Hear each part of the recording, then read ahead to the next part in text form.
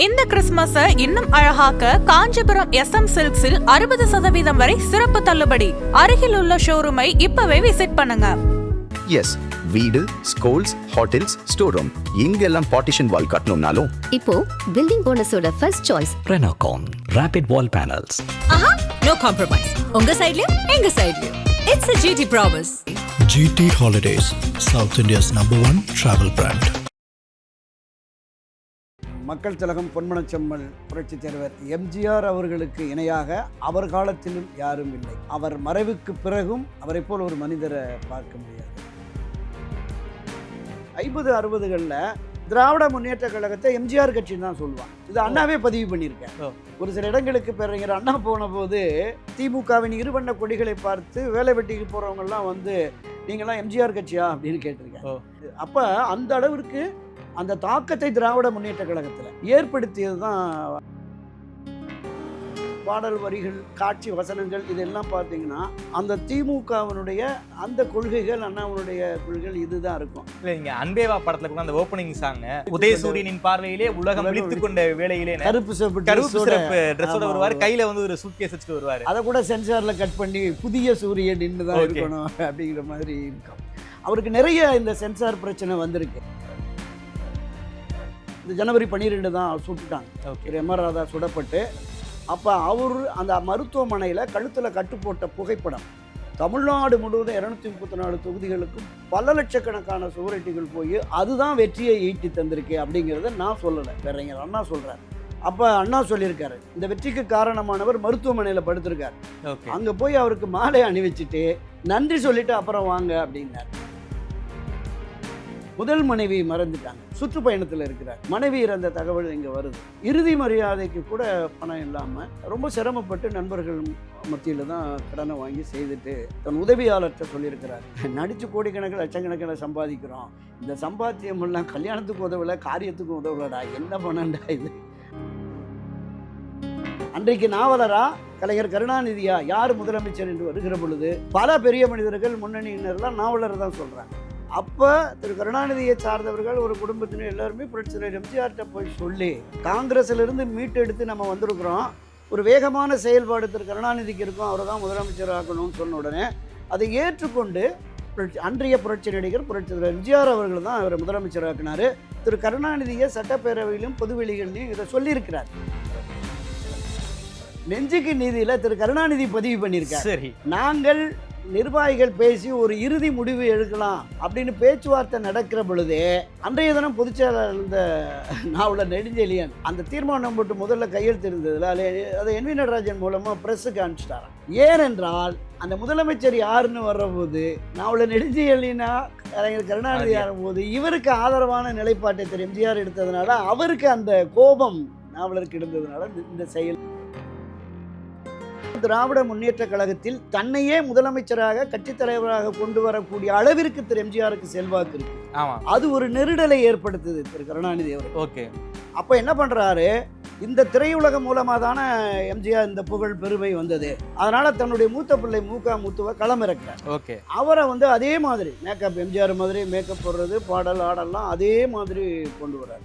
அது வந்து பொதுவெளிகளில் எடுபடலை. புரட்சியாளர் எம்ஜிஆர் கேட்ட கணக்கு என்பது அந்த அமைச்சர்கள், முதலமைச்சர் கருணாநிதி உட்பட அமைச்சர்கள், கட்சியில் மேல்மட்ட நிர்வாகிகள், தலைவராக இருந்தவர்கள் சொத்து சேர்த்து விட்டதாக தான் சொல்கிறாங்க. ஸோ இது தொடர்பான கணக்குகளை தான் கொடுக்கணும் அப்படிங்கிற மாதிரி தான் அவர் அந்த கணக்கு கேட்டவர்களுக்கு. ஆதநேயர்களுக்கு அன்பு வணக்கம். இன்று நம்மோடு மூத்த பத்திரிகையாளரும் திராவிட இயக்க ஆய்வாளரும் ஆகிய திருமிகு துரை கருணா அவர்கள் இருந்துள்ளார். வணக்கம் துரை கருணா சார். வணக்கம் சகோதரா. சார், இன்னைக்கு ஜனவரி 17, தமிழகத்தின் முன்னாள் மறைந்த முதல்வர் புரட்சி தலைவர் எம்ஜிஆரினுடைய பிறந்தநாள். நீங்கள் எல்லாம் வந்து எம்ஜிஆரை பக்கத்தில் இருந்து பார்த்த நபர், அவரோடு பேசியிருக்கக்கூடிய வாய்ப்புகள்லாம் உங்களுக்கு நிறைய இருந்திருக்கு. ஸோ அந்தளவுக்கு இன்னைக்கு வரைக்கும் வந்து எம்ஜிஆருடைய ஒரு மிகப்பெரிய ஒரு பக்தராக நீங்கள் இருக்கீங்க, ஒரு தொண்டராக இருக்கீங்க. எம்ஜிஆரை பற்றி பல்வேறு புத்தகங்கள் நீங்கள் தொடர்ச்சியாக எழுதிக்கிட்டு இருக்கீங்க, எம்ஜிஆரை பற்றி பேசிக்கிட்டு இருக்கீங்க. இன்னைக்கு எம்ஜிஆரை பற்றி தான் சார் பேச போகிறோம். சினிமாவில் இருந்து யார் அரசியலுக்கு வந்தாலும் இவர் தான் அடுத்த எம்ஜிஆர், அவர் தான் அடுத்த எம்ஜிஆருங்கிற ஒரு டாக்லைனை போட்டுறாங்க. ஒரே சூரியன், ஒரே சந்திரன், ஒரே எம்ஜிஆர். யாராலையுமே அதை வந்து மாற்றவே முடியாது. குறிப்பாக எம்ஜிஆருடைய அரசியலை பற்றி உங்ககிட்ட கேட்கணும்னு நினைக்கிறேன் சார். நேற்றுக்கு கட்சி ஆரம்பித்த நடிகர்கள் எல்லாம் வந்து அடுத்த எம்ஜிஆர் நான் தான் ஆட்சியை பிடிச்சவன் அப்படின்னு சொல்கிறாங்க. எம்ஜிஆரையும் அவங்களையும் கம்பேர் பண்ண முடியாது. எம்ஜிஆருடைய உழைப்பு என்பது அசாதாரணமான உழைப்பு. திமுகவில் அவ்வளவு ஆண்டுகாலம் பணியாற்றி இருக்காரு, அதிமுக ஆரம்பித்து முதல்வராயிருக்காரு. அதெல்லாம் ஒரு சாதனை, சம்பவம், சரித்திரம். எம்ஜிஆருடைய அரசியல் பயணம் எங்கே ஆரம்பிச்சது, எப்படி அரசியலுக்கு வந்தார், அந்த பின்னணி எங்களுக்காக சொல்லுங்கள் சார். தம்பி தாமரை செல்வன் இந்த முன்னோட்டத்தில் குறிப்பிட்டது மாதிரி மக்கள் திலகம் பொன்மனச்செம்மல் புரட்சித் தலைவர் எம்ஜிஆர் அவர்களுக்கு இணையாக அவர் காலத்திலும் யாரும் இல்லை. அவர் மறைவுக்கு பிறகும் அவரை போல் ஒரு மனிதரை பார்க்க முடியாது. அதற்கு முன்னதாகவும் தமிழ் திரையுலகிலும் அரசியல் பொது வாழ்விலும் அப்படிப்பட்ட ஒருவரை நாம் பார்க்க முடியலை அப்படிங்கிற மாதிரி தான். அவர் ஒரு மகானாக யுகபுருஷனாக வாழ்ந்து மறைந்தார் அப்படிங்கிற மாதிரி நம்ம பார்த்துருக்கோம். இன்றைக்கும் கூட அவருக்கு திருக்கோயில்கள் எழுப்பப்படுகிறது.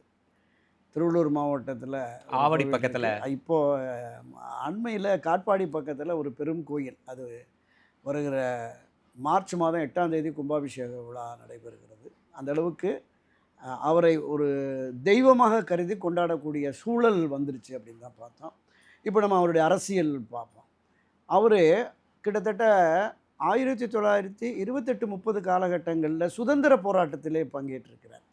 அவருடைய அண்ணன் மரியாதைக்குரிய எம்ஜி சக்கரபாணி அவர்கள் ஒரு வார பத்திரிகையில் ஒரு தொடர் எழுதினார். அது புத்தகமாக கூட வெளிவந்திருக்கிறது.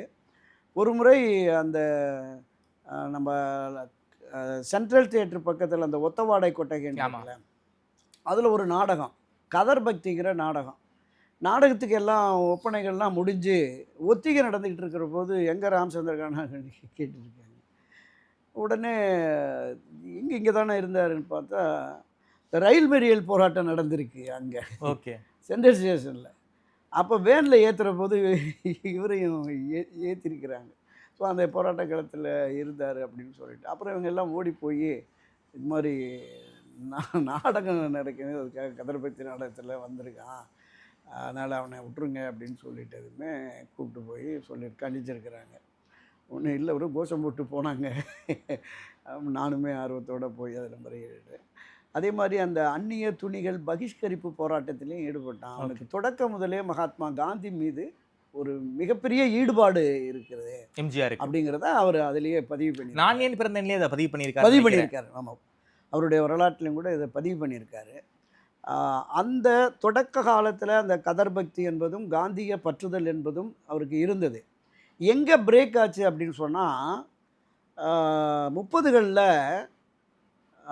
அகில இந்திய காங்கிரஸ் கமிட்டியினுடைய தலைமை பொறுப்புக்கு ஒரு தேர்தல் வருகிறது. ஓகே, அப்போ பட்டாபி சீதாராமையா அவர் ஒரு கேண்டிடேட்டு, இன்னொருத்தர் நேதாஜி சுபாஷ் சந்திர போஸ். அப்போ அந்த இருவரும் போட்டிட்டு நேதாஜி சுபாஷ் சந்திர போஸ் வெற்றி பெற்றுட்டார், பட்டாபி சீதாராமையா தோத்துட்டார்.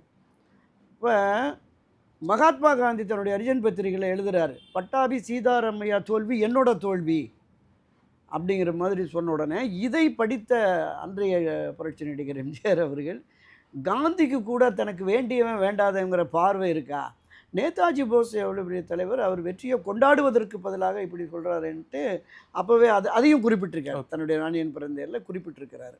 ஸோ அப்போவே அவருக்கு ஒரு மனத்தாங்கல் ஏற்பட்டது. 40களில் திரையுலகில் 47 அந்த கதாநாயகனாக வந்த காலகட்டத்தில் திமுக பிரமுகர்களோடு அன்றைய திராவிட முன்னேற்ற கழக நாவலர் நெடுஞ்செழியன், கலைஞர் கருணாநிதி அவர்களோடலாம் ஒரு நெருக்கம் பாராட்டுறாங்க. 40களில் 47 48 அந்த காலகட்டங்களில் நெருக்கம் பாராட்டுகிற பொழுது பேரறிஞர் அண்ணா இந்த சிவாஜி கண்ட இந்து சாம்ராஜ்யம்னு ஒரு நாடகம் எடுக்கிறதுக்காக எம்ஜிஆர் அவர்களை தான் முதல்ல புக் பண்ணுறாங்க. சந்திரமோகன் என்கின்ற சிவாஜி கண்ட இந்து சாம்ராஜ் அந்த நாடகத்துக்கு தான் அவரை புக் பண்ணுற போது அவர் தொடர்ந்து படப்பிடிப்புகள் இருக்குது, சில காரணங்களால் அது தவிர்க்க முடியாமல் அப்போ தான் விசி கணேசன் என்கிற சிவாஜி கணேசன் அந்த நாடகத்தில் போய் தந்தை பெரியார் தான் அவருக்கு அந்த சிவாஜிங்கிற பட்டத்தை கொடுக்குறார். அது ஒரு ட்ராக் போயிடுச்சு. அப்போ அந்த காலகட்டத்தில் பேரறிஞர் அண்ணாவை சந்திக்கக்கூடிய ஒரு வாய்ப்பு அவருக்கு ஏற்பட்டிருக்கு. அப்போ சில புத்தகங்களை கொடுக்குறார்.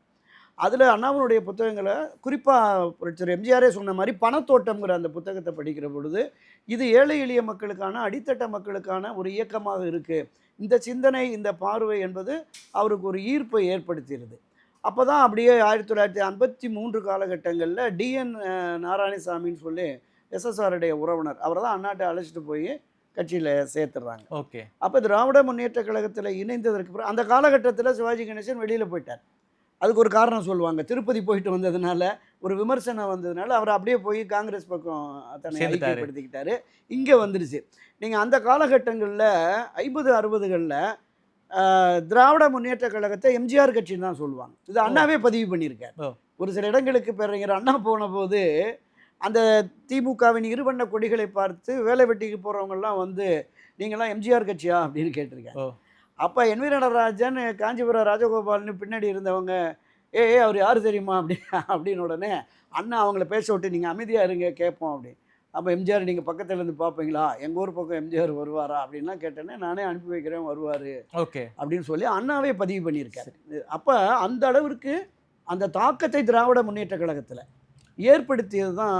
ஸோ அந்த காலகட்டங்களில் எம்ஜிஆர் திமுகவுக்கு ஒரு அடையாளமே எம்ஜிஆர் கட்சி. ஆமாம், எம்ஜிஆர் கட்சி தான் அப்படிங்கிற மாதிரி தான் அடையாளம். என்ன காரணம்னு கேட்டிங்கன்னா இந்த திராவிட முன்னேற்ற கழகத்தினுடைய கொடி, கொள்கை, லட்சியம் இது எல்லாமே திரைப்படங்களில் கொண்டு போய் சேர்த்தார். சாதாரண சாமானிய ஏழை எளிய வாக்காளர்களுக்கு உதயசூரியன் சின்னத்தை நோக்கி அழைத்து வந்ததில் எம்ஜிஆர் பெரும் பங்கு உண்டு. ஒரு படத்தில் உதயசூரியன் சக்கரவர்த்தி திருமகள் நினைக்கிறேன் பேர் வச்சிருப்பார். உதயசூரியன் அரச பொட்டு வைப்பாங்களே டிசைன் அதுல உதயசூரியன் பொட்டு அவர் நெத்தியில இருக்கும். இல்ல நீங்க அன்பேவா படத்துல கூட அந்த ஓப்பனிங் சாங் உதயசூரியனின் பார்வையிலே உலகம் விழித்துக் கொண்ட வேளையிலே கருப்பு சிறப்பு ட்ரெஸ்ஸோட வருவார், கையில வந்து ஒரு சூட்கேஸ் வச்சுட்டு வருவாரு. அதை கூட சென்சார்ல கட் பண்ணி புதிய சூரியன் தான் இருக்கணும் அப்படிங்கிற மாதிரி இருக்கும். அவருக்கு நிறைய இந்த சென்சார் பிரச்சனை வந்திருக்கு. ஓகே. அந்த 1956-57 நாடோடி மன்னனுக்கு வந்து எம்ஜிஆர் பிக்சர்ஸ்னு கருப்பு சிவப்பு கொடியோட ஒரு ஆணும் பெண்ணும் கையில் பிடிச்சிருப்பாங்க. அதான் அதனுடைய எம்பளமாக இருக்குது. நாடோடி மன்னன் வர்றபோது சென்சார் இதை தடைப்படுத்திட்டு இதெல்லாம் அனுமதிக்க முடியாது அப்படின்னு சொல்லியிருக்காங்க. உடனே இல்லை அரசியல் கட்சி கொடிகள்லாம் நிறைய வந்திருக்கோன்னா இல்லை அதெல்லாம் முடியாதுன்னு உடனே அப்போ இது வரைக்கும் எங்கேயாவது இந்த மாதிரி அரசியல் கட்சி கொடியை சினிமாவில் காட்டியிருக்காங்கிற போது 52-51 காலகட்டத்தில் கம்யூனிஸ்டினுடைய கொடிகளை கேரளா உள்ள ஒரு மலையாள படத்தில் வந்திருக்கு அப்படின்னு சொல்லி, வெஸ்ட் பெங்கால் திரிபுரில் அது மாதிரி வந்திருக்கு அப்படின்னு சொல்லிட்டு இந்த ரெண்டையும் சாட்சிகளாக வைத்து தான் அந்த கொடியை பண்ணாங்க. ஸோ அந்த அளவுக்கு இந்த கொடிகளையும் இந்த உதயசூரியனும் அவருடைய இந்த பாடல் வரிகள், காட்சி வசனங்கள் இதெல்லாம் பார்த்தீங்கன்னா அந்த திமுகவினுடைய அந்த கொள்கைகள், அண்ணாவுடைய கொள்கைகள் இதுதான் இருக்கும். பல திரைப்படங்கள்ல அண்ணா போட்டோ இருக்கும். அது மாதிரி ஏழை எளிய சாமானிய மக்கள்கிட்ட கொண்டு போய் சேர்த்ததுல அவருக்கு மிகப்பெரிய பங்கு உண்டு. ஓகே. அப்போ அவருக்கான அந்த வளர்ச்சி என்பது இருக்குல்ல, அது திமுகவில் இருக்கிற முக்கிய பிரமுகர்களுக்கு பிடிக்காம பல தடவை போய் அண்ணாட்ட புகார் பண்ணியிருக்காங்க. என்னன்னு சார் புகார் பண்ணியிருக்காங்க? 63ல் 1959 சென்னை மாநகராட்சி தேர்தல் நடக்குது. பிரச்சாரத்துக்கு போகிற போது மூத்த தலைவர்கள் பெரும்பாலும் கலைஞர், நாவலர், சம்பத்து, ஆசைத்தம்பி போன்றவர்கள்லாம் மற்ற ஏரியாவில் பேசிகிட்டு இருந்தாங்கன்னா ஒரு 4 தெரு தள்ளி இன்றைக்கி எம்ஜிஆர் பிரச்சாரத்துக்கு வரான்னா அந்த கூட்டம் பூரா இங்கே வந்துடுமா. சரி. அப்போ ஈவிகே சம்பத் சொல்லியிருக்காரு, நேரடி அரசியலுக்கு நடிகர்களை கொண்டு வராதிங்க, திராவிட கருத்தியலின் அடிப்படையில் தான் நம்ம கொண்டு போய் சேர்க்கணும் மக்கள்கிட்ட விஷயத்தை, சினிமா கூட்டத்தை வச்சு நம்ம பண்ணக்கூடாதுன்னு கடுமையாக ஆட்சேபனை பண்ணியிருக்காரு. அப்போ வந்து பேரறிஞர் அண்ணா அவர்கள் சொல்லியிருக்கிறார், இல்லை அவர் தான் நாம் வந்து படித்தவர்கள் நடுத்தர மக்கள்கிட்ட நம்ம கொண்டு போயிட்டுருக்கோம், கீழே ஓட்டு போடுறவங்க உதயசூரியனுக்கு ஓட்டு போடுற ஆட்கள் பாமர மக்கள்கிட்ட அங்கே தான் போய் சேருது, அதனால் அதை நான் பார்த்துக்கிறேன்னு கடந்து போயிட்டார். அப்போ 1963 ஒரு விழா, பெருந்தலைவர் காமராஜருடைய பிறந்தநாள் விழா நடக்குது. அந்த விழாவில் போய் பெருந்தலைவர் காமராஜர் என் தலைவர், அண்ணா என் வழிகாட்டின்னு பேசிட்டாங்க. அப்போ திமுகவின் எம்எல்சியாக இருக்கார், மேல் சபை உறுப்பினராக இருக்கார். உடனே ஒரு 8-10 முன்னணி தலைவர்கள்லாம் போயிட்டு எந்த காமராஜரை அரசியலிருந்து வீழ்த்தி நம்ம ஆட்சிக்கு வரணும்னு பாடுபடுறோமோ அந்த காமராஜரை என் தலைவர்னு சொல்லிட்டு திமுக தலைவர் எப்படி இருக்கலாம், உடனடியாக நீக்குங்க அப்படின்றார். அப்போ அந்த தலைவர்கள்லாம் அழைச்சி அண்ணா சொல்கிறார், நீங்கள் ஒரு நாளைக்கு எவ்வளோ கூட்டம் போவீங்க, அதிகபட்சம் 10 கூட்டம் போவீங்களா, ஒரு கூட்டத்துக்கு 1000 பேர்னு 10,000 பேர் சந்திப்பீங்களா? ஆனால் எம்ஜிஆர் இப்படி இல்லை, ஒவ்வொரு நாளும் திரை அரங்குகள் மூலம் லட்சக்கணக்கான மக்களை சந்தித்து நம்மளுடைய கொடியை, கொள்கையை கொண்டு போய் சேர்க்கிறார். அவரை திமுக இருந்து விலக்குனா துளி கூட அவருக்கு நஷ்டமோ சேதாரமோ இல்லை, திமுகவுக்கு சேதாரம் வரும். எனவே நீங்கள் இந்த மாதிரியெல்லாம் எடுத்துகிட்டு வராதிங்க போங்கன்னு அனுப்பிச்சி வச்சுட்டார். பேரறிஞர் அண்ணாவுக்கு ஒரு தர்ம சங்கடம் வரக்கூடாதுக்காக எம்எல்சி பதவியே ராஜினாமா பண்ணிட்டார். அது அப்படியே அதனுடைய நீட்சியாக போயிட்டுருக்கு. பல்வேறு சந்தர்ப்பங்களில் குறிப்பாக 57 தான் முதலாக திமுக தேர்தலில் போட்டி போடுறாங்க. 57, 62, 67, 71 இந்த 4 தேர்தல்களிலும் திராவிட முன்னேற்றக் கழகம் அதிக இடங்களில் வெற்றி பெறுவதற்கு புரட்சித் எம்ஜிஆருடைய பங்களிப்பு நிறைய இருந்திருக்கு. இந்த திராவிட இயக்கத்தின் பிதாமகன் எம்ஜிஆர்னே சொல்லலாம். அந்த அளவிற்கு அவருடைய தாக்கம் என்பது கீழே வந்து இருந்தது. 67 என்ன ஆயிடுச்சுன்னா, இந்த ஜனவரி 12 தான் சுட்டுட்டாங்க. திரு எம் ஆர் ராதா சுடப்பட்டு அவர் பரமேல தொகுதி வேட்பாளராக அறிவிக்கிறாங்க. முதல் நாள் செயல்வீரர் கூட்டத்தில் பங்கேற்றுட்டு அடுத்த நாள் செயல்வீரர் கூட்டத்துக்கு தயாராக இருக்கிற போது மாலையில் போய் ஒரு பிரச்சனை உருவாகி துப்பாக்கி சூடு. அப்போ அவர் அந்த மருத்துவமனையில் கழுத்தில் கட்டு போட்ட புகைப்படம் தமிழ்நாடு முழுவதும் 234 தொகுதிகளுக்கும் பல லட்சக்கணக்கான சுவரொட்டிகள் போய் அதுதான் வெற்றியை ஈட்டி தந்திருக்கு அப்படிங்கிறத நான் சொல்லலை, பேரறிஞர் அண்ணா சொல்கிறார். 67 வெற்றி வந்த உடனே மாணவர் திமுக சார்பாக அண்ணாவனுடைய அந்த அவனியூ சாலை நுங்கம்பாக்கத்தில் வீட்டுக்கு போய் மாணவர் திமுக சார்பாக ஒரு மாலை எடுத்துகிட்டு போயிருக்காங்க. அப்போ அண்ணா சொல்லியிருக்காரு, இந்த வெற்றிக்கு காரணமானவர் மருத்துவமனையில் படுத்திருக்கார், அங்கே போய் அவருக்கு மாலை அணிவிச்சுட்டு நன்றி சொல்லிட்டு அப்புறம் வாங்க அப்படின்னார். ஸோ 67 வெற்றிக்கு சொல்கிறார், வெற்றிக்கு அந்த வெற்றிக்கு காரணமானவர் அப்படிங்கிற மாதிரி தான் அவர் சொல்கிறார். இப்போ அண்ணாவின் மனதில் எந்த அளவுக்கு நம்பிக்கைக்குரியவராக எந்த அளவுக்கு அவர் ஈர்த்தவராக இருந்தார் அப்படின்னா, அந்த அமைச்சரவை பட்டியல் இருக்குல்ல, முதல் அமைச்சரவை பட்டியல், அந்த பட்டியலை வந்து இரா செழியன் மூலமாக படுக்கையில் இருந்த புரட்சித் எம்ஜிஆர்கிட்ட கொண்டு போகிறாங்க. அப்போ அப்படியே பார்த்துட்டே இருக்கார். பார்த்துட்டதுமே ஒரு பேரை பார்த்துட்டு கோபம் ஆயிடுச்சு. நம்ம திமுகவுக்கு எதிராகவும் கட்சிக்கு எதிராகவும் மிக கடுமையாக எழுதிய பேசிய இவரை எப்படி அமைச்சரவையில் சொல்கிறாரு, நான் போய் சொல்லுங்க அண்ணாட்ட சொல்லிவிட்டு இராச்செலியன்ட்ட இன்னொரு வார்த்தை சொல்கிறாரு, இந்த இலாக்காவை வேணால் கூடுதலாக அமைச்சர் போட முடியாதுன்னா இந்த இலாக்காவை நான் உள்ள நெடுஞ்செலியன்ட்ட கொடுக்க சொல்லுங்க. இராச்செலியன் சொல்லியிருக்கிறாரு, நான் போய் எங்கள் அண்ணனுக்கு எதாவது சிபாரிசு பண்ணுற மாதிரி ஆயிரும், இல்லை உங்களை பற்றி அண்ணாவுக்கு தெரியும்னு அனுப்பிச்சி வச்சுறாரு. போன உடனே அப்படியா சொன்னாருன்னு அண்ணா கேட்டுட்டு அப்படியே பார்த்துட்டு அதை அடிச்சுட்டு அவர் அவைத்தலைவராக்குறார், சட்டப்பேரவையின் தலைவராக்குறார். யாருங்கிறது உலகமே தெரியும், அவர் தான் சீபா ஆதித்தனார், தினத்தந்தி அதிபர். ஆமாம் ஆமாம் தம்பி, அதை கரெக்டாக சொல்லிட்டீங்க. இப்போ அந்த அளவிற்கு அண்ணாவினுடைய இதயத்தில் இடம் பிடிச்சிறார். அவருடைய அந்த தாக்கம் என்பது திராவிட முன்னேற்ற கழகத்தில் மிகப்பெரிய அளவில். சார் சீபா ஆதித்தனாரை வந்து அமைச்சரவையில் இருந்து நீக்க சொன்னார் எம்ஜிஆர், என்ன காரணம் சார்? தினத்தந்தி பத்திரிகை மூலமாக மிக கடுமையான விமர்சனம். அந்த காலகட்டங்களில் நாம் தமிழர்னு ஒரு அமைப்பை வச்சுருந்தாங்க. இன்னைக்கு சீமான்கிட்ட எடுத்திருக்காரு, அந்த இதுக்கு நாம் தமிழர் தான் சீபா ஆதித்தனார். அப்போ இந்த தமிழர் அப்படிங்கிற அந்த உணர்வு, அந்த வேகம் அதிகமாக இருந்தது. அந்த காலகட்டத்தில் புரட்சியாளர் எம்ஜிஆர் அவர்களுக்கும் திமுகவுக்கு எதிரான கடுமையான விமர்சனங்களை அந்த பத்திரிகை எழுதுனது அவருமே பொது மேடைகளில் பேசிகிட்டு இருந்தார். ஸோ அந்த அடிப்படையில் தான் அது பண்ணார். அப்புறம் காலப்போக்கில் அவங்களுக்குள்ள சமரசமாகி உறவுகள்லாம் வந்துருச்சு, அது வேற. அந்த நேரத்தில் அப்படிப்பட்ட ஒரு முடிவு எடுக்க வேண்டிய ஒரு கட்டாயம் இருந்தது. இன்னும் கூடுதலான ஒரு தகவல் என்னென்னா, அண்ணா மனதில் எந்த அளவுக்கு இடம் பிடிச்சிருக்கிறாரு அப்படின்னா, நீங்கள் அந்த தேர்தல் சொல்லுவாங்கள்ல, 67 தேர்தலுக்கு முன்னாடி விருகம்பாக்கம் மாநாடு, தம்பி ராமச்சந்திரன் எனக்கு வந்து நிதி கொடுக்குறேன்னு சொன்னார், உங்கள் நிதி வேண்டாம், உங்கள் முகத்தை காட்டுங்க, எனக்கு 3 லட்சம் வாக்குகள் கிடைக்கும் அப்படின்னு சொல்லி பேசினார் அப்படின்னு சொன்னோம்ல, அந்த அளவுக்கு நம்பிக்கை எம்ஜிஆர் மீது அப்போது இருந்தது. 69 அண்ணா கிட்ட அந்த அளவுக்கு ரொம்ப மிக அன்போடு மிக நெருக்கமாக இருந்தவர். அவரை பற்றிய புகார் யார் போய் சொன்னாலும் அது அண்ணா அவர்கள் பெறுகிறோன்னா ஏற்கவே மாட்டார். அப்போ இன்னொன்று, இந்த ஒவ்வொரு தேர்தல்களுக்கும் புரட்சியாளர் எம்ஜிஆர் பிரச்சாரத்துக்கு போவார்ல, 57, 62, 67, அப்போ 8 படம் 10 படம் இருக்கும் கையில். ஒரே காலகட்டத்தில் 9, 10 படங்கள்லாம் கூட நடிச்சுக்கிட்டு இருப்பார். ஒரு பீரியடு 62, 63லாம் ஒரே ஆண்டில் 8 படம் 9 படம்லாம் ரிலீஸ் ஆகிருக்கு.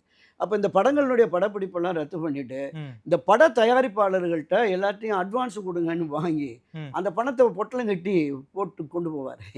அங்கங்கே திராவிட முன்னேற்ற கழகத்தில் இருக்கவங்க பெரிய மிட்டாமராசுகள் இல்லை, சாதாரண சாமானிய ஆட்கள் தான் இருப்பாங்க. பணம் குறைவாக இருக்குது அவங்களுக்கு இல்லைன்னா அப்போவே 5000, 10,000, 20,000 சொல்லிட்டு தேர்தல் செலவுகளுக்கு கொடுத்துருப்பார். அந்த காலத்தில் 5000, 10,000 பெரிய விஷயம். அந்த தொகைகளை கொடுத்துட்டு அப்படியே வந்துடுவார். இப்படி இந்த தொகைகளை கொடுத்துட்டு வீட்டுக்கு வர்றபோது அவருக்கு செலவுக்கே பணம் இல்லாத நிலைமை இருக்குது. அவரோடு பயணித்த பலரும் இதை எழுதியிருக்கிறாங்க. உதாரணத்துக்கு 62, 63 நினைக்கிறேன், எம்ஜி சக்கரபாணியினுடைய 60களில் மூத்த புதல்வி சத்யானா அவங்க திருமண செலவுகளுக்கு பணம் வேணும்னு சொல்லிட்டு இவர் போய் அந்த எலெக்ஷன் இதுக்கு போய் கொடுத்துட்டு வந்துட்டார். அப்போ தன்னுடைய உதவியாளரை அனுப்பிச்சு ஏதாவது அட்வான்ஸ் செக்கு இருக்கான்னு பாரு, ஒரு 10,000 ரூபாய் செக்கு இருந்திருக்கு. உடனே அப்போ பரவாயில்ல, அதை போய் உடனே இமிடியாக மாற்றிட்டு வா அப்படின்னா அங்கே போனால் செக் இல்லை, பணம் இல்லை. அப்புறம் அங்கே எங்கே நண்பர்கள்ட்ட கடன் வாங்கி முடிச்சிட்டார். அப்படியே வாங்க முதல் மனைவி மறந்துட்டாங்க. அப்போ சுற்றுப்பயணத்தில் இருக்கிறார். அது 62 காலகட்டம் தான். சுற்றுப்பயணத்தில் இருக்கிறார். மனைவி இறந்த தகவல் இங்கே வருது. வந்த உடனே அதே நிலைமை. இறுதி மரியாதைக்கு கூட பணம் இல்லாமல் ரொம்ப சிரமப்பட்டு நண்பர்கள் மத்தியில் தான் கடனை வாங்கி செய்துட்டு தன் உதவியாளர்கிட்ட சொல்லியிருக்கிறாரு, நடித்து கோடிக்கணக்கில் லட்சக்கணக்கில் சம்பாதிக்கிறோம், இந்த சம்பாத்தியமெல்லாம் கல்யாணத்துக்கு உதவலை, காரியத்துக்கும் உதவலடா, என்ன பண்ணண்டா இது அப்படின்னு வேதனையோட. ஓகே, கட்சிக்கு நிறைய செலவு பண்ணியிருக்காரு. நிறைய செலவு பண்ணியிருக்கார். தன்னுடைய சொத்துக்களை அடமானம் வச்சு தான் அவர் இந்த வேலைகள் எல்லாமே பண்ணார். திரைப்படம் எடுக்கிற போதும் சரி, நடவடி மன்னன் காலத்திலையும் சரி, உதகம சுற்றுவாளிமன் காலத்திலையும் சரி, தன்னுடைய சொத்துக்களை அடமானம் வச்சுருக்காரு. 73 திண்டுக்கல் இடைத்தேர்தல், 77 முதல் பொது தேர்தல், இதுக்கு எல்லாமே தன்னுடைய சொத்துக்களை தான் 67 வரைக்கும் சம்பாதித்த சொத்துக்களில் பல சொத்துக்களை அடமானம் வைத்து பல சொத்துக்களை விற்று, உதாரணத்துக்கு சாலிகிராமம் பகுதியில் ஒரு 25 கிரவுண்டு, சாலிகிராமம் வடபழனி பகுதியில் அந்த 25 கிரவுண்டு நிலத்தை தாப்பே சொக்கலால் ராம்சேட் பீடின்னு சொல்லி நெல்லையில் ஃபேமஸான அந்த ஓனருக்கு விற்றுருக்கிறார். பல ஆண்டுகளாக அந்த இடத்த அவங்க ஆக்கிரமிக்க முடியாமல் இன்னுமே ஆக்கிரமிப்பில் இருக்குது. இன்னும் அந்த டாக்குமெண்ட்டு கூட அங்கே திருநெல்வேலியில் ஓகே நம்முடைய புரட்சித் தலைவருடைய தீவிர பக்தர் நெல்லை பா இளமதீன் அவர் அந்த காப்பி வச்சுருக்கார். ஓகே, அவர் தான் சொன்னார் இந்த மாதிரி எல்லாம் தலைவர் பண்ணியிருக்காரு. ஓ, இன்னொரு முறை தேர்தல் நேரத்தில் தன்னுடைய சத்யா ஸ்டுடியோவை திருச்சி அடைக்கல் ராஜிட்ட அடமானம் வச்சு ஒரு அமௌண்ட் வாங்கியிருக்கிறார்.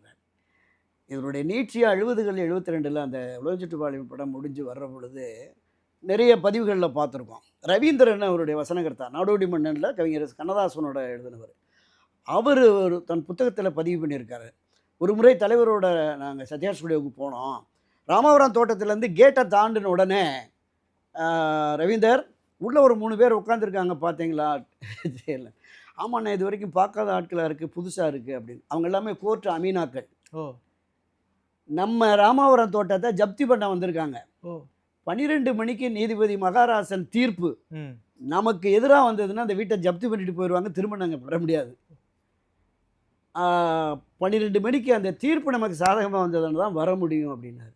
இவரை கதறி அழுதுட்டாராம். என்னன்னே சொல்கிறீங்க, சொத்து போய் நீங்கள் வீட்டுக்கே வர முடியாதுன்னா என்ன கொண்டு வந்தோம், சம்பாதிச்சா செலவு பண்ணோம், வாங்கினோம், சத்யா ஸ்டுடியோவிலே ஒரு ரூமில் இருந்துருவோமே, குடும்பம் நடத்திட்டு போயிடுவோமே அப்படின்னு சொல்லியிருக்காரு.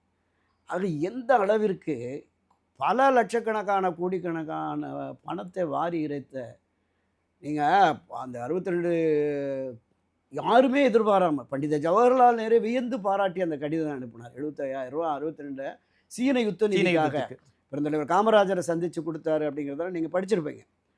வீட்டுக்கு போகிறாரு, இல்லை ஐயா ஊருக்கு போகிறாருன்னு சொல்லிட்டேன். அங்கேருந்து கார் எடுத்துகிட்டு நேராக எக்மோர் ஸ்டேஷனில் போய் அவர்கிட்ட அந்த 25,000 ரூபா செக்கை கொடுக்குறார். 75,000 ரூபா நான் தரேன்னு அறிவிச்சுட்டு 50,000 ரூபா அடுத்த 2 தவணை நான் கொடுத்துட்றேன் அப்படின்னு அறிவிச்சிட்டார். அப்போ இருந்த தலைவர் பார்த்து கொடுத்துட்டு போன உடனே சும்மா விளம்பரத்துக்காக பண்ணுறாருன்னு கடுமையாக காமராஜர் பேட்டிட்டார். என்ன நினச்சிக்கிட்டா, 25,000 எவ்வளோ பெரிய அமௌண்ட்டு, விளம்பரத்துக்காக கொடுக்குறேங்கிற தேச பற்று உள்ள ஒருத்தனால தான் அதெல்லாம் பண்ண முடியும், இந்த மாதிரி அனாவசியமாக பேசிட்டு வராதிங்க அப்படி. அது அப்போ அந்த அளவிற்கு உழைத்து சம்பாதித்த பணத்தை, அவ்வை ஹோமுக்கு 30,000 ரூபாங்க 60களில், இன்றைக்கி பல கோடிக்கணக்கான ரூபா. தியாராயர் கல்லூரியில் செக்ரட்டரியாக இருந்தார், வட சென்னையில் இருக்கிற தியாகராஜா கல்லூரி. அந்த கல்லூரி வளர்ச்சிக்காக அப்போவே 10,000 ரூபாய். பல இடங்களுக்கு சிறிய சிறிய நிறுவனங்கள் எல்லோருக்குமே கொடுத்துருக்கிறார். அது கொடுத்து சிவந்திருக்கு போல. அதே தான். ஒரு முறை காஞ்சிபுரம் கூட்டத்தில் திரு கருணாநிதி பேசுகிற போதே இந்த மாவட்டத்திற்கு செங்கை மாவட்டம் ஏன் பேர் வந்தது தெரியும், செங்கல்பட்டு மாவட்டம் செங்கை மாவட்டம்னு ஏன் பேர் வந்ததுன்னா, கொடுத்து சிவந்த கரங்களுக்கு சொந்தக்காரரான நண்பர் ராமச்சந்திரன் வாழுகிற இடம் இந்த செங்கை மாவட்டம், அதனால தான் செங்கை மாவட்டமே வந்திருக்கு அப்படின்னாரு. இன்னொரு 70களில் அவர் பாராட்டி கூட ஒரு கவிதையெல்லாம் கூட வாசிச்சிருக்காரு. அந்த அளவுக்கு திராவிட முன்னேற்ற கழகத்தில் மிகப்பெரிய அளவில் அவருடைய பங்களிப்பு என்பது இருந்தது. 67 அண்ணா ஆட்சிக்கு வந்து 69 மறைந்த உடனே 69 அந்த உடல்நலக் குறைவாக அமெரிக்க மருத்துவருக்கு போனார். 2 மணி நேரம் மும்பை ஸ்டேஷனில் தலைவர் அடுத்த ஃப்ளைட்லேயே போய் மும்பை ஸ்டேஷனில் அண்ணாவை பார்க்கணுன்னு போகிறார். அப்போ அண்ணா தன் பக்கத்தில் இருந்த என் வி நடராஜனை கூப்பிட்டு, நம்ம படிக்கிறதுக்காக சில புத்தகங்கள் வாங்கினோமே அதை எடுங்க அப்படிங்கிறார். அதில் ஒரு புத்தகத்தினுடைய அட்டையை, புது புத்தகம் கிழித்து திரு எம்ஜிஆர்கிட்ட கொடுக்குறார். அவர் என்னென்ன பண்ணணும், இது நீங்கள் பத்திரமா வச்சுக்கோங்க, உங்கள்கிட்ட தான் இது இருக்கணும் அப்படிங்கிறார். உடனே அவர் தன் தோல்பையில் வச்சுக்கிட்டார். 10வது நிமிஷம் அவளை நெடுஞ்செழியனும் கலைஞர் கருணாநிதியும் வர்றாங்க. உடனே ஒரு எம்ஜிஆர் நான் ஒரு அட்டை கொடுத்தீங்களா, அதை கொடுங்கிறார் அண்ணா. உடனே அது தடவை எடுத்து கொடுத்தோடனே நாவலர்ட்டையும் கலைஞர்ட்டையும் கொடுத்து இது எம்ஜிஆர்கிட்ட பத்திரமா இருக்க சொல்லி கொடுத்துருக்கேன் அப்படின்னாரு. கலைஞர் கேட்டிருக்காரு ஏதாவது போஸ்ட் ரெஜிஸ்டர் அடிக்கணுமான்னு. இல்லை அவர்கிட்ட பத்திரமா இருக்கணும்னு கொடுத்துருக்கேன் அப்படின்னு. அதுதான் இன்றைக்கு அனைத்து இந்திய அண்ணா திமுகவினுடைய அண்ணா தொழிற்சங்க பேரவையின் கொடி இருக்குல்ல, ஆமா, ஒரு வலுவான கரம் ஸ்பேனரை பிடிச்சது. ஆமா ஆமா. அண்ணாவின் தொலைநோக்கு திட்டம் என்னன்னா, ஒரு வாகனம் பழுது ஏற்பட்டால் இந்த பழுது நீக்கிறதுக்கு இது பயன்படும். திராவிட முன்னேற்ற கழகத்திற்கு ஒரு பழுது சோதனை வந்தால் அதை தீர்க்கக்கூடிய வல்லமை, தகுதி, திறமை எம்ஜிஆருக்கு மட்டுமே உண்டு என்ற தீர்க்க தரிசனத்தோடு சொன்னதுனால தான் அண்ணா மறைவுக்கு பிறகு எல்லாம் புரட்சி எம்ஜிஆர்கிட்ட தான் போனாங்க. அன்றைக்கு நாவலரா கலைஞர் கருணாநிதியா யார் முதலமைச்சர் என்று வருகிற பொழுது பல பெரிய மனிதர்கள் முன்னணியினர்லாம் நாவலர் தான் சொல்கிறாங்க. அடுத்த நிலையில் இருக்கிற ஒரு சில எம்எல்ஏ அண்ணாவே தம்பிவா தலைமை ஏற்கவா நாவலர். அதனால தான் 2 முறை அண்ணாவுக்காக பொறுப்பு முதல்வரெல்லாம் இருந்தவர். எனவே அவர் தான் அப்படிங்கிறாங்க. அப்போ திரு கருணாநிதியை சார்ந்தவர்கள் ஒரு குடும்பத்தினர் எல்லாருமே புரட்சியாளர் எம்ஜிஆர்கிட்ட போய் சொல்லி இந்த மாதிரி இந்த நிலைப்பாட்டிலிருந்து காங்கிரஸிலிருந்து மீட்டெடுத்து நம்ம வந்திருக்கிறோம், ஒரு வேகமான செயல்பாடு திரு கருணாநிதிக்கு இருக்கும், அவரை தான் முதலமைச்சர் ஆக்கணும்னு சொன்ன உடனே அதை ஏற்றுக்கொண்டு அன்றைய புரட்சி நடிகர் புரட்சியாளர் எம்ஜிஆர் அவர்கள் தான் அவரை முதலமைச்சர் ஆக்கினார். திரு கருணாநிதியை சட்டப்பேரவையிலும் பொதுவெளிகள்லையும் இதை சொல்லியிருக்கிறார், என்னை முதலமைச்சர் ஆக்கினது அவர் தான் அப்படிங்கிற மாதிரி. அப்போது இந்த சந்திப்பு அவங்க இருதரப்புலேருந்து பேசி முடிச்சுட்டு 1 to 1 நான் பேசணும் அப்படின்னு சொல்லிட்டு சத்யா ஸ்டுடியோவுக்கு போயிருக்கார். அப்போது அந்த சத்யா ஸ்டுடியோவில் அந்த சிங்கத்தோட சண்டை போடுற மாதிரி ஒரு சீன் எடுக்கணும். உள்ள கிட்டத்தட்ட ஒரு 15 அடி பள்ளத்தில் ஒரு பெரிய அந்த சர்க்கஸ் ரவுண்டு கூடாற மாதிரி இருக்குது. அப்போ அவர் மேக்கப் ரூமில் இருக்கிற போது கலைஞரை கொண்டு போய் அங்கே உட்கார வைங்க அப்படின்னு கீழே.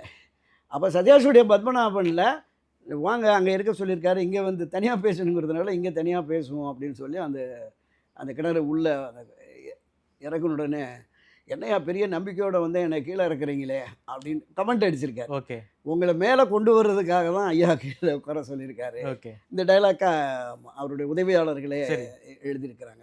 ஸோ அந்த அளவுக்கு மிகப்பெரிய பங்களிப்பு திராவிட முன்னேற்ற கழகம் ஆட்சி அதிகாரத்திற்கு வருவதற்கும் இந்த அளவுக்கு வளர்வதற்கும் புரட்சி எம்ஜிஆருடைய பங்களிப்பு மிகப்பெரிய அளவில் இருந்தது. ஓகே, அந்த எம்ஜிஆர் அவர்களை சார் வெளியே அதுதான் இப்போ வர்றேன். இப்போ 71ல் 184 இடங்கள் மிருக பலம். ஆமாம், தமிழக தேர்தல் அரசியல் வரலாற்றில் எந்த கட்சியுமே அந்த அளவுக்கு வெற்றி பெற 184 சீட்டு சிங்கிள் மெஜாரிட்டி மிகப்பெரிய அளவில் இருந்தது. அதுக்கு 2 காரணம். ஒன்று புரட்சி எம்ஜிஆருடைய தீவிர பிரச்சாரம். ஒரு 10-15 நாட்களாக தமிழ்நாடு முழுவதும் போய் பிரச்சாரம் பண்ணுறார். இன்னொரு காரணம் என்னன்னா, அன்றைய இந்திய தேசிய காங்கிரஸ் கட்சி இந்திரா காங்கிரஸ் கட்சிக்கு சட்டமன்றத்தில் தொகுதிகளே கொடுக்காம வெறும் நாடாளுமன்ற தொகுதியை மட்டும் வச்சுங்க, சட்டமன்றத்தில் நான் போடுறேன்னு 200க்கும் மேற்பட்ட தொகுதிகளில் போட்டியிட்டதுனால 184 புரட்சி எம்ஜிஆருடைய அந்த பங்களிப்பு இதுதான் மிகப்பெரிய அளவில் வருது. அப்போது இந்த செல்வாக்கு என்பது திராவிட முன்னேற்ற கழகத்தில் தன்னையே முதலமைச்சராக கட்சித் தலைவராக கொண்டு வரக்கூடிய அளவிற்கு திரு எம்ஜிஆருக்கு செல்வாக்கு இருக்கு. அது ஒரு நெருடலை ஏற்படுத்துது திரு கருணாநிதி அவர்கள். ஓகே, அப்போ என்ன பண்றாரு, இந்த திரையுலகம் மூலமாக தானே எம்ஜிஆர் இந்த புகழ் பெருமை வந்தது, அதனால தன்னுடைய மூத்த பிள்ளை முத்துவை களம் இறக்குறார். ஓகே, களம் இறக்கி அவரை வந்து அதே மாதிரி மேக்கப் எம்ஜிஆர் மாதிரி மேக்கப் போடுறது, பாடல் ஆடலாம் அதே மாதிரி கொண்டு வர்றார். அது வந்து பொதுவெளிகளில் எடுபடலை. இதனுடைய நீட்சியாக என்ன வருதுன்னா, எம்ஜிஆர் மன்றங்கள் அன்றைக்கு செயல்பட்ட பல்லாயிரக்கணக்கான எம்ஜிஆர் மன்றங்களை இவங்க வாய்மொழி உத்தரவு மூலமாக அவர் வந்து கட்சியினுடைய பொருளாளராக இருக்கிறாரு, அரசியலில் தலைவர்கள் ஒருவராக வந்துட்டார், அதனால் நம்முடைய தலைவருடைய புள்ள முத்து பேரில் இந்த மன்றங்களை அப்படியே மாற்றுங்கிறாங்க. சரி, புதிய மன்றங்கள் உருவானால் அதை முத்து பேரில் தான் ரெஜிஸ்டர் பண்ணணுங்கிறாங்க. பல இந்த மன்றங்கள் புரட்சியாளர் எம்ஜிஆர் மீது மன்றங்களை தொடங்க வேண்டும் என்று அந்த பட்டியலை எடுத்துகிட்டு போனால் திமுக கிளை செயலாளருடைய ஒப்புதல் பெற வேண்டும்னு ஒரு தீர்மானத்தை போட்டாங்க. சரி, அவங்க ஒப்புதல் இல்லாமல் தொடங்க முடியாது. ஒப்புதலுக்கு போனால் முத்து பேரில் மன்றங்களை தொடங்குன்னு நெருக்கடி கொடுக்குறாங்க. ஓகே, இப்போ ஒரு பெரிய பிரச்சனைகள் உருவாகி அது வந்து புரட்சியாளர் எம்ஜிஆர் ரசிகர் மன்றத்தினுடைய ஒரு மிகப்பெரிய அளவில் ஒரு தாக்கத்தை உருவாக்கி புகார் போகுது. அன்றைக்கு மன்ற பொறுப்பாளர் அனைத்துலக எம்ஜிஆர் மன்றத்தின் பொறுப்பாளர்கள் திரு ராம வீரப்பன், அவர்கிட்ட போய் அவர் வந்து மன்ற நிர்வாகிகளை கூப்பிட்டு ஒரு ஆலோசனை நடத்துகிறாங்க. அப்போ மன்றத்தை தாமரக்கொடி ஏற்றுறது அப்படிங்கிற மாதிரி மன்ற நிர்வாகிகள் அது என்ன காரணம்னா அந்த கேட்டில் தாமரை தான் இருந்தது. பெரும்பாலான வீடுகளில் அந்த தாமரை வடிவம் தான் இருக்கும். அந்த இரும்பு கேட்டு முன்னே இருந்த இரும்பு கேட்டில். ஸோ அதை அடையாளமாக வச்சு நம்ம பண்ணுவோம் அப்படின்னு சொல்லிட்டு மன்ற நிர்வாகிகள் முடிவெடுக்கிறாங்க. அப்படி மன்ற நிர்வாகிகள் முடிவெடுத்து புதிய இயக்கம், புதிய கொடிகளோட மன்றம் பயணிக்கணும் அப்படிங்கிற போது, அன்றைய தினம் இந்த தகவலை கேள்விப்பட்ட முதலமைச்சராக இருந்த திரு கருணாநிதி என்ன பண்ணுறாருன்னா, நேராக நம்ம புதுச்சேரியை சேர்ந்த ஃபரூக் மரைக்காயர், ஓகே, அவர் தலைவருக்கு ரொம்ப நெருக்கமானவர். அவரை கூப்பிட்டு ஏதோ மன்றம் தனியாக எல்லாம் பண்ண போகிறாங்களாம், அவர்கிட்ட பேசுங்க, அப்படியெல்லாம் வந்தால் நமக்கு கட்சிக்கு பிரச்சனை உருவாகிடும். உடனே அவர் போய் இரவோடு இரவாக புரட்சியர் எம்ஜிஆர் அவர்களை சந்தித்து, வேண்டாங்க தனி கொடி தனி சின்னமெல்லாம் வேண்டாங்கன்னு உடனே அவர் அதை அறிவிக்கிறார். தாய் கழகம் முக்கியம். ஆமாம், சேய் மன்றங்கள் வந்து நம்ம எத்தனை வேணாலும் எப்போ வேணாலும் தொடங்கிக்கலாம். எனவே தாய் கழகத்தோடு இணைந்து நாம் பயணிப்போம் அப்படிங்கிற மாதிரி ஒரு முடிவை எடுத்துடுறார். ஆனாலும் கூட இவர்களுக்கு உடன்படலை. பல்வேறு பகுதிகளில் இந்த பிரச்சனைகள் உருவாகிக்கிட்டே இருக்குது. இது அக்டோபர் 1ஆம் தேதி தான் அந்த மீட்டிங்கில் சொல்கிறார். அப்போது இப்போ இந்த செயல் வந்து எந்த அளவுக்கு இருக்குது அப்படிங்கிறத விசாரிக்கிறார். எல்லா இடங்களையும் விசாரித்து பார்க்குற போது நிச்சயமாக மன்றங்களை புறக்கணிக்கிறது, தன்னை அரசியலிருந்து அப்புறப்படுத்துவது என்கிற அந்த உள்நோக்கம், ஒரு சதி எண்ணம் திரு கருணாநிதி மனசில் வந்துருச்சு அப்படின்னு சொல்லிட்டு தான் 8ஆம் தேதி திருக்கழுக்குன்றத்தில் பேசுகிறார். கட்சி ரீதியாகவும் காமராஜர் உட்பட பலரும், திமுக முதலமைச்சரான கருணாநிதி உட்பட அமைச்சர்கள் லஞ்ச ஊழலில் ஈடுபடுறாங்க, சொத்துக்களை சேர்த்து கொண்டிருக்கிறார்கள்ங்கிற பிரச்சாரம் வருது. ஓகே, இப்போ இது தொடர்பாகவும் கட்சியின் முன்னணியர்கிட்ட திரு எம்ஜிஆர் புகார் எடுத்துகிட்டு போகிறார். ஆனால் அது ஒன்றும் வரல, அதை பற்றி எதுவுமே அவங்க கண்டுக்கலை. இந்த விஷயங்களை வச்சு தான் அங்கே கணக்கு கேட்குறேன்னு திருக்கழுக்குன்றத்தில் அன்றைக்கு இரவே சென்னை லாய்ட்ஸ் காலனியில் ஓகே இது வந்துருச்சு. இதுதான் தொடக்கம் சார். அதாவது எம்ஜிஆர் தான் சார் பொருளாளர், அவர்கிட்ட தான் எல்லா கணக்கும் இருக்கும். இவர் எம்ஜிஆர் என்ன கணக்கு கேட்கிறாரு, இதுவே ரொம்ப தப்பாச்சு அப்படின்னு பலரும் இப்ப பேசிக்கிட்டு இருக்காங்களே சார். ஆமா, திராவிட முன்னேற்ற கழகத்தினுடைய கணக்கு வரவு செலவு இருக்குல்ல, ஆமா, அது கட்சி ரீதியான வரவு செலவு. அதற்கு தான் பொருளாளராக திரு எம்ஜிஆர் அவர்கள் இருந்தாங்க. ஓகே, அன்றைக்கே அந்த மேனேஜர் போய் செக்கில் எல்லாம் கையெழுத்து வாங்கிட்டு வருவாராம். அதை அவர்கிட்டயே கேட்டிருக்காரு, இங்கேருந்து செக்கில் எல்லாம் கையெழுத்து வாங்கிட்டு போகிறீங்க, இந்த செலவு தொகை என்னன்னு அதை கொண்டு வந்து என்கிட்ட கொடுக்க மாட்டேங்கிறீங்களேப்பா. ஓ, அப்போவே சொல்லியிருக்காரு, அந்த மேலாளர்கிட்ட சொல்லியிருக்காரு. சரி, உடனே அதெல்லாம் இருக்குங்க, ஆடிட்டுக்கு போயிருக்கு, அங்கே போயிருக்குன்னு சமாளிச்சுட்டாங்க. புரட்சியர் எம்ஜிஆர் கேட்ட கணக்கு என்பது அந்த அமைச்சர்கள், முதலமைச்சர் கருணாநிதி உட்பட அமைச்சர்கள், கட்சியில் மேல்மட்ட நிர்வாகிகள், தலைவராக இருந்தவர்கள் சொத்து சேர்த்து விட்டதாக தான் சொல்கிறாங்க. ஸோ இது தொடர்பான கணக்குகளை தான் கொடுக்கணும் அப்படிங்கிற மாதிரி தான் அவர் அந்த கணக்கு கேட்டவர்களுக்கு. அன்றைய தினம் முதலமைச்சராக இருந்த திரு கருணாநிதி மதுரையில் இருக்கிறார். செய்தியாளர்கள் கேட்குறாங்க, இது மாதிரி பொருளாளரே இது மாதிரி கேட்டிருக்காரு அப்படின்னு சொன்னபோது, வருகிற 12, 13, 14 3 நாட்களும் செயற்குழு, பொதுக்குழு, நிர்வாக குழு கூட்டம் இருக்குது, அதில் நாங்கள் முடிவு எடுப்போங்கிறார். இது 8ஆம் தேதி. 8ஆம் தேதி இரவோட இரவாக புறப்பட்டு 9ஆம் தேதி தன்னுடைய ஆதரவாளர்களை வர சொல்கிறார். உயர்மட்ட குழு, அந்த திராவிட முன்னேற்ற கழகத்தினுடைய அதிகாரமிக்க உயர்மட்ட குழுன்னு ஒரு 36 பேர் இருக்கிறாங்க. ஸோ அவங்களில் வரவழைச்சிட்டு கிட்டத்தட்ட ஒரு 28 பேர்கிட்ட கையெழுத்து வாங்கிட்டார். பொதுக்குழுவில் பேச வேண்டியதை பொதுக்கூட்டத்தில், பொது மேடைகளில் பேசிய பொருளாளர் மீது நடவடிக்கை எடுக்கணும், அவரை வந்து தற்காலிக நீக்கம் செஞ்சு விளக்கம் கேட்கலாங்கிற மாதிரி ஒரு நோட்டீஸை ரெடி பண்ணி எல்லாட்டையும் கையெழுத்து வாங்கிறார். இது 9ஆம் தேதி. 9ஆம் தேதி இரவு இந்த மூத்த நிர்வாகிகள் கொஞ்சம் பேர் பேசிட்டு 10ஆம் தேதி மீண்டும் நிர்வாகிகள் கூட்டம் வருது. அந்த கூட்டத்தில் KA அன்பழகன், SSR, நாஞ்சில் மனோகரன், நம்ம சத்யவாணி முத்து உட்பட ஒரு 7-8 பேர் வேண்டாம், அண்ணாவே தயங்கினார் அவரை கட்சியிலிருந்து வெளியேற்ற. இந்த சூழலில் நீங்கள் வெளியேற்றினீங்கன்னா மிகப்பெரிய பாதிப்பு ஏற்படும். சத்யவாணி சொல்லியிருக்காங்க, கிட்டத்தட்ட இது வந்து ஒரு 1000 வாட்ஸ் மின்சாரத்தில் கை வைக்கிற மாதிரி மிகப்பெரிய நமக்கு சரிவு வந்துடும், வேண்டாம் அப்படின்னு. இப்போ இந்த பேச்சு நடந்துக்கிட்டு இருக்கிற போதே அன்றைய தினம் பொதுச்செயலாளர் இருந்த நாவலர் நெடுஞ்செழியன் அந்த தீர்மானம் போட்டு முதல்ல கையெழுத்து இருந்ததில் அதை NV நடராஜன் மூலமாக ப்ரெஸ்ஸுக்கு அனுப்பிச்சிட்டாராம்.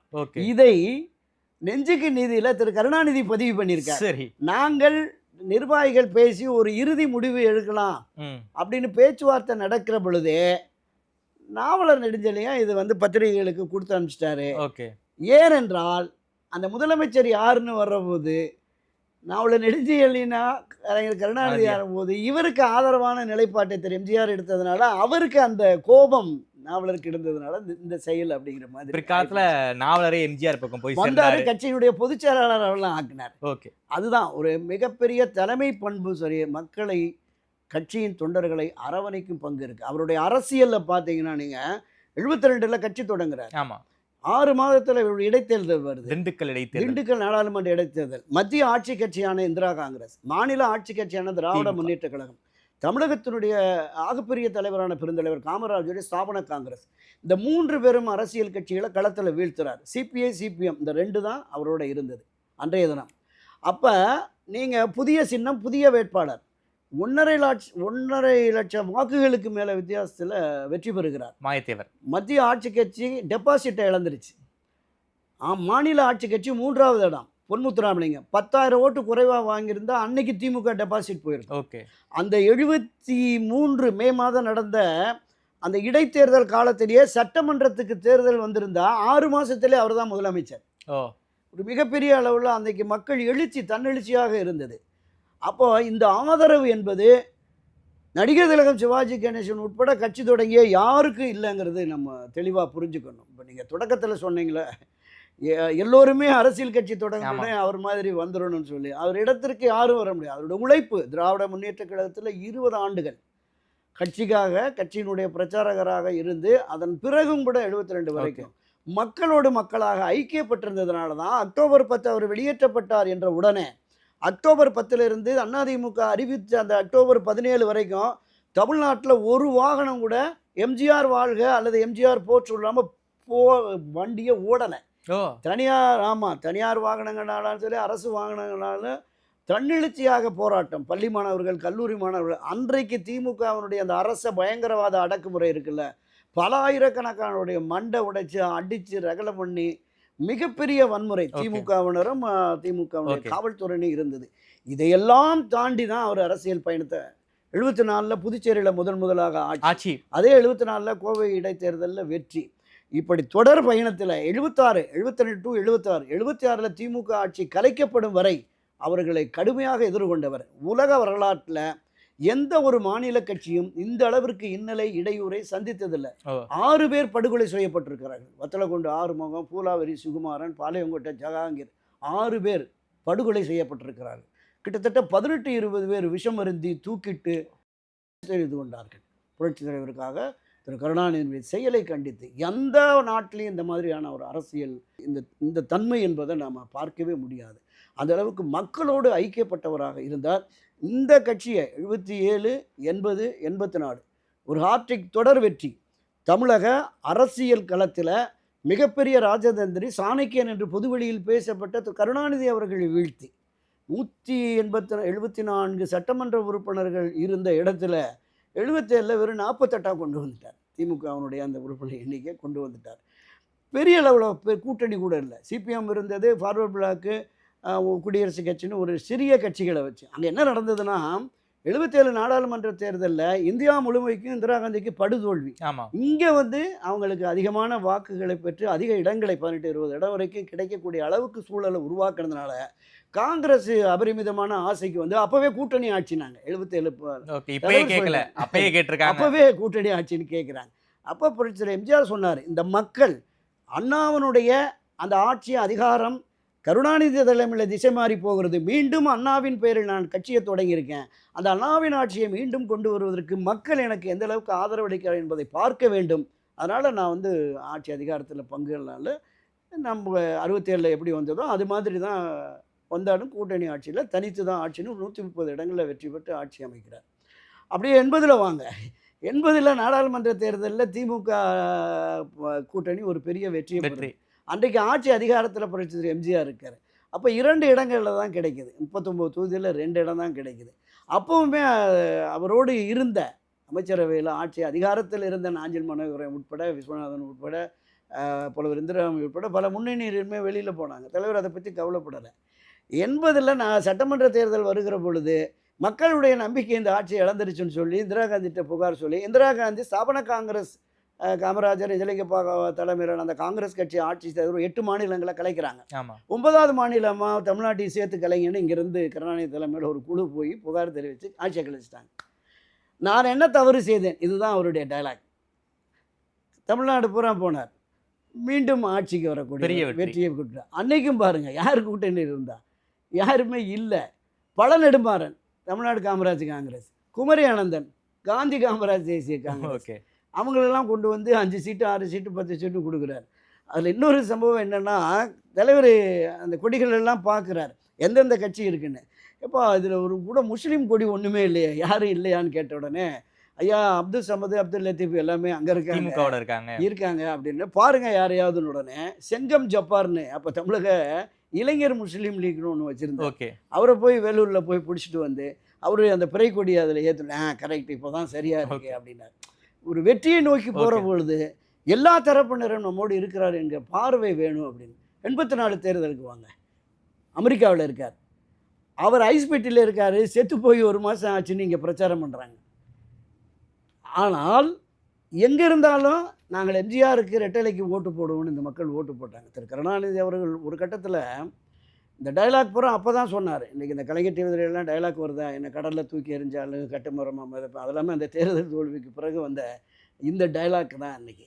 அன்றைக்கு என் நண்பருடைய நலிவி நீங்கள் நான் செய்கிறேன் அப்படின்லாம் சொல்லி டைலாக் பண்ணிவிட்டு, தப்பு செய்தவனுக்கு மன்னிப்பே கிடையாதா, தேனை எடுத்தவன் புறங்கை இனக்குது போல சில தவறுகள் நடந்திருக்கலாம், மீண்டும் என்னை மன்னித்து ஆட்சியை கொண்டு வருங்கிறார். இன்னும் அடுத்த நிலைக்கு போகிறார். எம்ஜிஆர் உயிரோடு வந்து விட்டால் நான் ஆட்சி அதிகாரத்தை அவரிடம் ஒப்படைச்சிடுறேன், அது வரைக்குமாவது என்னை நீங்கள் முதலமைச்சராக தேர்ந்தெடுங்கிறார். இதையும் தாண்டி மதுரை மாவட்டத்தில் நண்பரின் நலிவி நீங்க பிரார்த்திக்கிறேன், நாட்டின் நலிவி நீங்க உதயசூரியனுக்கு வாக்களிங்கள்.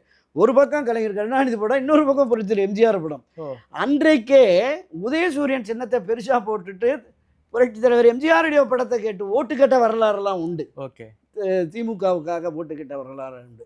அந்த 84 அங்கே இருந்துக்கிட்டே 67 படுக்கையில் நோய்வாய்ப்பட்டு படுத்துக்கொண்டே ஜெயிக்கிறார். அப்படியே வாங்க 84 அமெரிக்காவில் மருத்துவமனையில் சிகிச்சை பெற்று அங்கேயும் படுத்துக்கொண்டே ஜெயிக்கிறார். இப்படி மக்களுடைய ஏகோபித்த ஆதரவு அவருக்கு இருந்தது. தமிழ் திரையுலகிலும் ஏக சக்கரவர்த்தியாக இருந்தவர். அரசியல் பொது வாழ்விலும் அவருக்கு நிகராக யாரும் இல்லை இன்றும் பேசக்கூடிய அளவிற்கு நிலைமை இருக்கிறது. நீங்கள் தொடக்கத்தில் குறிப்பிட்டது மாதிரி நாங்கள் எம்ஜிஆர் ஆட்சியை கொடுப்போம், எம்ஜிஆர் வழியில் நாங்கள் கட்சியை நடத்துவோம் என்று பேசி வந்தாலும் கூட மக்கள் அவருக்கு இணையாக எந்த நடிகரையும் எந்த அரசியல்வாதிகளையும் வைத்து பார்க்க விரும்பவில்லை. அதுதான் யதார்த்தமான உண்மை. ஓகே சார், ரொம்ப நன்றி சார். குறிப்பாக எம்ஜிஆருடைய இந்த அரசியல் வாழ்க்கையுடைய பயணத்தை பற்றி ரொம்ப விரிவாக பேசியிருக்கீங்க.